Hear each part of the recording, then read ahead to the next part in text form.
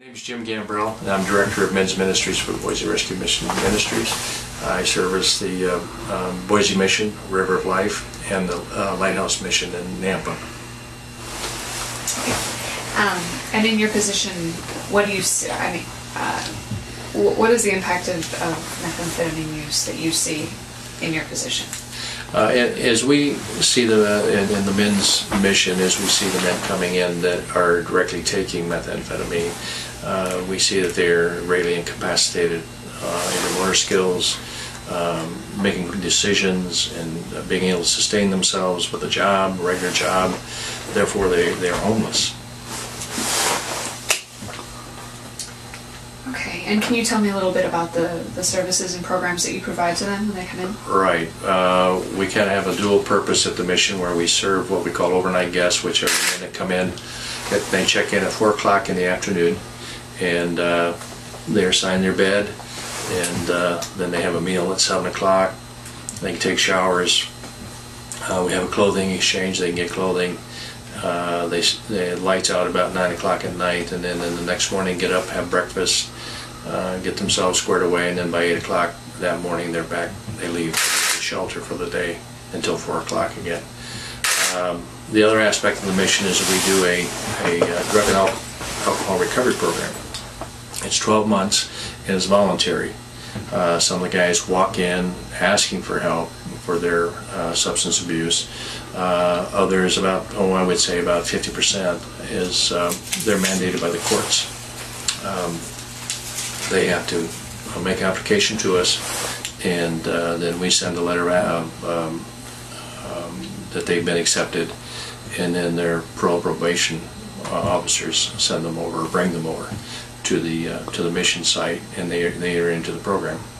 First 30 days probationary. Oftentimes as they come in, they're still high or having been used, so it takes at least a week to 2 weeks for them to come down and realize what they're doing. Because we can have a conversation and they can walk out the door and they don't remember the conversation at all. From there on out, it's progressive, because in methamphetamine especially, it takes 12 to 18 months that they've been using quite heavily before they really have strong cognitive skills to be able to think through problems and so forth. So we have to kind of really start at an elementary level and work them through, and as they come down off the substance abuse, the methamphetamine, then their cognitive skills begin to emerge again. But they have days of deep depression, mood swings, anger, all kinds of emotions, because that's what methamphetamine does to the brain. It touches every sphere of the brain, all the motor skills, the emotions, and what have you. So over the 12-month period, they have instruction in and about the addiction, if it's methamphetamine, what it is, what it does to you. If it's alcohol, likewise. If it's other substance abuse, likewise. We introduce them to what really is going on in their substance abuse. In that, of course, the program is free. There's no charge to it. And so, kind of in return, the men are asked to do services around the mission, i.e. working in the kitchen, doing janitorial, groundwork, yard work, what have you, to help us keep the mission going. So, but as they progress, also in that we have life skills classes. We have classes on anger management, how to manage your anger. We're a faith-based or Christian organization, and we also present to them the spiritual side of things. Because in dealing with persons in substance abuse, you really are going into about 5 categories. One being the psychological dynamic, okay, where we have to work through the psychology of knowing them, their self-knowledge, what's going on with me, what's happening, overcoming denial, because addictions carries with it a heavy aspect of denial. I deny that I have an addiction. Okay. developing new attitudes and perspectives, and owning their own behavior. Okay? And then basic educational and vocational skills. So kind of retraining, really. Social skills, do with the social part of the social skills, building healthy new friendships, try to reunite with their family, make amends to those that they have harmed, relationships with the opposite sex, that's healthy, marriage and family relationships. And then of course we have to go after and deal with their physical aspect, which is their health, their nutrition, their exercise, and their self-care. Okay?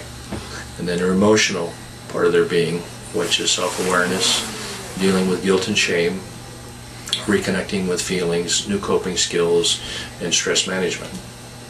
And of course the spiritual dynamic component of us is we deal with the aspect of salvation, Christian growth, prayer, Bible study, fellowship in a local church, reintroducing them to another environment, a safe environment. So what happens after they've completed their program? After they successfully complete their phases of the program, there's 4 phases.